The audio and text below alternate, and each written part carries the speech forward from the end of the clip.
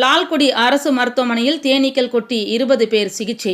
சிகிச்சையில் இருப்பவர்களை சட்டமன்ற உறுப்பினர் சவுந்தரபாண்டியன், திமுக வேட்பாளர் அருண் நேரு ஆகியோர் நேரில் சந்தித்து ஆறுதல் கூறினர்.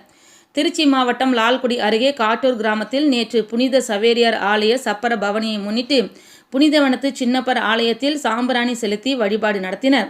அப்போது சாம்பிராணி புகையானது தேனீக்களின் கூட்டின் மீது பட்டதால் தேனீக்கள் கலைந்து பக்தர்களை கொட்டத் தொடங்கியது. இதில் படுகாயமடைந்த பக்தர்கள் லால்குடி அரசு மருத்துவமனையில் சிகிச்சை பெற்று வருகின்றனர். இந்நிலையில் இன்று சட்டமன்ற உறுப்பினர் சவுந்தரபாண்டியன், பெரம்பலூர் பாராளுமன்ற திமுக வேட்பாளர் அருண் நேரு ஆகியோர் நேரில் சந்தித்து ஆறுதல் கூறினர்.